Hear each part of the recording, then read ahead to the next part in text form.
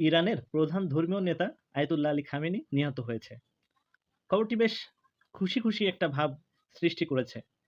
কেন জানেন? কারণ আয়াতুল্লাহ আলী খামেনি ছিলেন শিয়া সম্প্রদায়ের অন্তর্ভুক্ত। হ্যাঁ, শিয়ারা যারা নাকি নবীকে মানে না। সুন্নি মুসলমান একমাত্র মুসলমান যারা পিওর মুসলমান। শিয়া সম্প্রদায় এরা সঠিক বা পিওর মুসলমান না। এরকম একটা ফ্যাকড়া তৈরি করে যারা ধর্মকে বিভাজিত করে রেখেছেন, তারা দেখেন সুন্নি সম্প্রদায়ের প্রধান সৌদি আরব, তাদের ইন্ধনেই আপনার ভাই মুসলমান ইরানের উপরে হামলা করেছে জায়নবাদী ইসরায়েল আর পরাশক্তি আমেরিকা। আপনাদের ভূখণ্ডে আমেরিকাকে বিভিন্ন ঘাঁটি তৈরি করতে দিয়েছেন।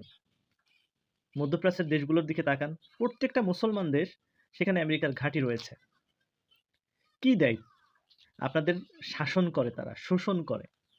হয়তো ক্ষমতায় যিনি রয়েছেন তিনি কিছুটা বিলাসে জীবনযাপন করতে পারছেন, কিন্তু পারতপক্ষে আপনারা গোলাম হয়ে রয়েছেন। ইরান বীরের জাতি, তাদের ইতিহাস কখনো মাথা নত করার ইতিহাস নয়। এজন্য তারা কখনো মাথা নত করে অন্যায়কে মেনে নেয়নি। একটু ভেবে দেখেন তো, আমেরিকা পারমাণবিক শক্তির অধিকারী, তারা অস্ত্র বানাচ্ছে। ভেনেজুয়েলার প্রেসিডেন্ট নিকোলাস মাদুরো তাকে তুলে নিয়ে চলে গেল, কিছুই করলো না। জাতিসংঘ চুপ, বিশ্ব বিবেক চুপ। সেই আমেরিকা, তাদের আপনি সহায়তা করেন আপনার ভাইয়ের বিরুদ্ধে। তারা অস্ত্র তৈরি করবে, পারমাণবিক বোমার অধিকারী হবে, খবরদারি করবে, মোড়লগিরি করবে, সেটাকে আপনি মেনে নিচ্ছেন।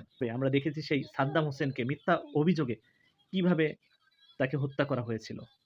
মুসলমান দেশগুলোকে কিভাবে সন্ত্রাসবাদী বা সন্ত্রাসী সংগঠনের নামে কিভাবে দমন পীড়ন করা হয়। কিন্তু আপনারা বোকা। আপনারা তারপরেও সেই আমেরিকার মদদ পুষ্ট হয়ে সরকার পরিচালনা করেন। আপনারা ঘাঁটি গাড়তে দিয়েছেন। আপনার ভাই পারমাণবিক বা অস্ত্রে সক্ষম হোক, এটা আপনি চাননি। আপনি ভেবেছেন আপনি সুখে আছেন। কখনো নয়। ইতিহাস কখনো ক্ষমা করে না। পৃথিবীর বুকে একমাত্র ইরানই আমেরিকার চোখে চোখ রেখে কথা বলে চলেছিল মুসলিম বিশ্বের। অন্য কোনো দেশ যেটা পারে নাই। ইরান তার মেরুদণ্ড সোজা রেখে শত্রুর চোখে চোখ রেখে কিভাবে যুদ্ধ করতে হয়, কিভাবে নিজেদেরকে সক্ষম করতে হয়, সেটি দেখিয়ে গিয়েছে। আমাদের হাদি বলেছিল, যদি পরাশক্তির হাত থেকে নিজেদের রক্ষা করতে হয় তাহলে ঘাস খেয়ে হলেও অস্ত্র বানাও, অস্ত্রের মজুদ বাড়াও। ইরান সেটা অনেক আগেই বুঝেছিল। পৃথিবীতে টিকে থাকতে হলে তাকে পারমাণবিক শক্তির অধিকারী হতে হবে। অন্যথায় এরকম আমেরিকার মতো উচ্চবিলাসী দেশগুলো কখনো মুসলমানদের মাথা তুলে দাঁড়াতে দিবে না। আর আমরা মুসলমানরা, আমরা শুরু করলাম যে ওরা শিয়া, ওরা খারেজি, ওরা ইসলামে নেই, ওরা সঠিকপন্থী ইসলাম না। আপনি সুন্নি, সুন্নি সুন্নি করে মরতেছেন। সৌদি আরব যে সুন্নি, ইসলামের ধারে কাছেও তারা নাই। শিয়া সুন্নি তো আলাদা গেল, কিন্তু দেখেন আপনারা সুন্নি, আপনাদের মাযহাবের কত ধরনের ফেকরা, তা নিয়ে কত বিভাজন, কত মতভেদ। এই বিভাজনগুলো আপনাদের কি করে পরাশক্তি আপনাদের ভিতরে ঢুকে আপনাদের গ্রাস করছে, ধ্বংসের দিকে নিয়ে যাচ্ছে, ভাববেন না। শুরুতে বলেছিলাম খামেনি মারা গেছে, এটা হৃদয়ের রক্তক্ষরণ থেকে বলেছিলাম।